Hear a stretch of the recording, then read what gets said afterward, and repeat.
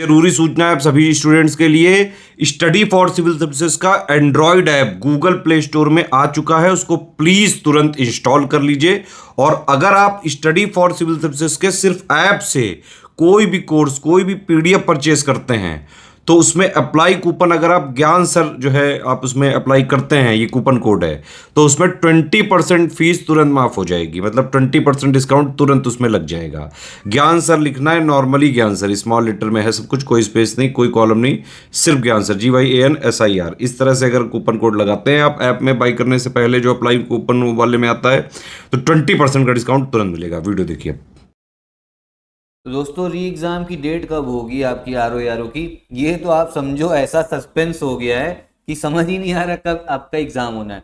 11 फरवरी को भी बीते हुए आप ये समझ लीजिए 10 महीने हो चुके हैं। ठीक है, जब एग्ज़ाम था फिर लीक हुआ, ये बोला गया 6 महीने में होगा, लेकिन 10 महीना आपका हो चुका है, अभी भी कुछ पता नहीं है। ठीक है, फिलहाल की हम बात करें, देखिए यूपी PCS की जो भी आपका प्रयागराज के सामने आंदोलन हुआ था, उसमें आप समझो यूपी PCS की एग्जाम डेट तो आई गई है 22 दिसंबर।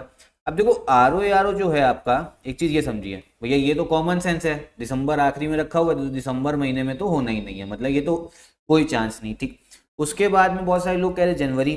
देखो होता क्या है ना, जब भी एग्जाम कराना है, एक बार लीक हो चुका है आपका और बच्चे कह रहे हैं हमें क्या कहते हैं नॉर्मलाइजेशन नहीं चाहिए, एक ही शिफ्ट में चाहिए, तो एग्जाम कराने के लिए भी आप समझो काफी सिक्योरिटी लगती है। सिक्योरिटी का मतलब आपका काफी पुलिस ऑफिसर्स, आपके काफी पुलिस जो कांस्टेबल हैं, मतलब उनकी काफी रिक्वायरमेंट रहेगी ताकि एग्जाम जो है सही तरीके से हो, लीक भी ना हो। ठीक है, मतलब लॉ एंड ऑर्डर मेंटेन रहे।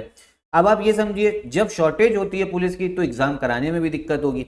और जनवरी फरवरी में क्या है ना, जनवरी फरवरी में आप समझिए कुंभ का मेला है। ठीक है, कुंभ है और कुंभ में बहुत सारा लोग, लाखों लोग जाता है वहां पे, तो उसके लिए आपका वहां पे पुलिस भी बहुत सारी होगी। पुलिस का आपको लॉ एंड ऑर्डर मेंटेन करना है, सब कुछ देखना है, सब सही तरीके से हो रहा है, तो इतनी आपके पास में आयोग को इतना सिक्योरिटी तो मिल नहीं पाएगी। तो जनवरी फरवरी आप लोग छोड़ दीजिए कि यहाँ अब तो एग्जाम होने से था। ठीक है, उसके बाद में अगर हम बात करें फरवरी के मिड तक आपका कुंभ मेला जो है ओवर हो जाएगा। फरवरी के एंड से मार्च तक आपका चलेगा बोर्ड का पेपर। ठीक, अब आप कहोगे बोर्ड के पेपर तो हमेशा होते हैं, इस बार क्या नई बात है?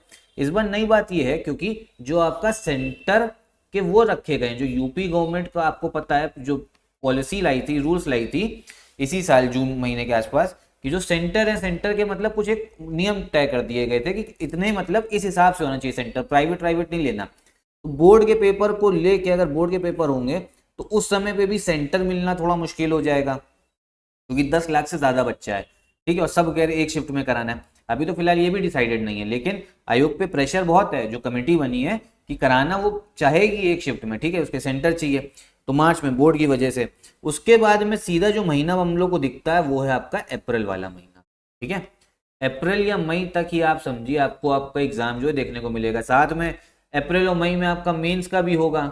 मेंस किसका? यूपी PCS का, क्योंकि ये 22 दिसंबर को आपको पता है अभी एग्जाम होने वाला है, तो मेंस होगा। लेकिन मेंस कराना इतनी बड़ी चुनौती नहीं होती है, क्योंकि प्री में क्या है ना भैया, प्री में आप ये समझो यूपी PCS के प्री में 5 लाख के ऊपर बच्चा बैठा है, और मेंस में कितना बैठेगा? मेंस पे भाई ज्यादा से ज्यादा 5,000। ठीक है, 5,000 बच्चा बैठता है, 5-6 हजार। तो उसके और मेंस के सेंटर भी 2-3 ही होते हैं, सिर्फ आपका प्रयागराज हो गया, लखनऊ हो गया, गाजियाबाद, 3 ही सेंटर आपके होते हैं। ठीक है, ज्यादा वो भी कम, मतलब कम आप समझिए कि व्यवस्था में एग्जाम मेंस वाला करा लिया जाता है। ठीक है, प्री सबसे मेन चुनौती होती है प्री कराना। तो मेंस की तो इतनी दिक्कत नहीं है कि जब ये आपका मार्च, आपका अप्रैल मई तक हो। मेन समस्या तो यही है यहाँ पे कि RO का जो प्री है बस वो होना चाहिए।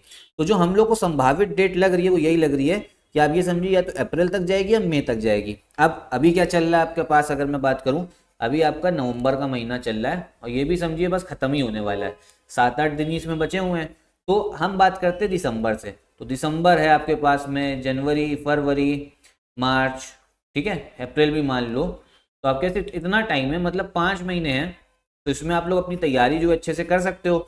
अब आप कहोगे यार हम तो पढ़ के आ ही चुके हैं, प्री का कितनी बार पढ़ें, पहले लग रहा था कि 22 दिसंबर को होना RO फिर प्री का। तो मैं आपको एक चीज बताऊं, आप लोग अभी मेंस पढ़ो, क्योंकि मेंस जो है ना वो भी आपका काफी टफ होता है। मेंस में आप ये समझिए आपको हिंदी के जो है ऐसे लिखने होते हैं। ठीक है, तो हिंदी जो ऐसे होते हैं ना वो हिंदी में ही लिखने होते हैं, हिंदी भाषा में ही, तो प्रैक्टिस करनी पड़ेगी। ठीक है, प्रैक्टिस आपको अच्छे से करनी पड़ेगी, तो ऐसे की प्रैक्टिस करो मेंस की। साथ में इस समय पे आप लोग टेस्ट सीरीज लगाइए आरओ की, ठीक है, जो आरओ की टेस्ट सीरीज है वो लगाओ, नए क्वेश्चंस मिलेंगे, ताकि आप लोग का मूड जो है ना वो थोड़ा सही होगा। मुझे भी पता है एक ही चीज प्री का पहले पढ़ा 11 फरवरी के लिए, फिर 22 दिसंबर के लिए, फिर पढ़ना थोड़ा बोर हो गए। तो आप लोग मेंस की तैयारी करो, क्योंकि भैया मेंस ही जो है वही आपको अल्टीमेटली जो है रैंक देगा। मेंस का पढ़िए, टेस्ट सीरीज लगाइए, साथ में आप ये समझिए सिलेक्शन मटेरियल आप हमारा ले सकते हो रिवीजन करने के लिए। तो हमारा देखो पढ़ते रहना है, ठीक है, पढ़ाई का कोई शॉर्टकट नहीं, पढ़ते रहिए। प्री का बोर हो गए तो मेंस का पढ़ो, प्री का लेकिन अभी भी मजा आ रहा है तो प्री का भी पढ़ो और मेंस का भी, मतलब आधा आधा पढ़ो, प्री मेंस आधा आधा। लेकिन अगर प्री मन नहीं लगा तो सिर्फ मेंस करो। मेंस का हिंदी का जो ऐसे है उसको प्रैक्टिस करनी पड़ेगी, आखिरी में नहीं हो पाएगा। और मेंस का जो है हमारा आरओ का जो है वो भी ग्रुप जो है चल रहा है मेंस का, उसको आप ज्वाइन कर सकते हो इन नंबर्स पे कॉल करके। टेस्ट सीरीज भी आप आरओ की लगा सकते हो, ठीक है। बाकी अगर आपका कोई डाउट होता है तो कमेंट बॉक्स में एक बार पूछिएगा। और यही वीडियो भी खत्म करते हैं। नमस्कार।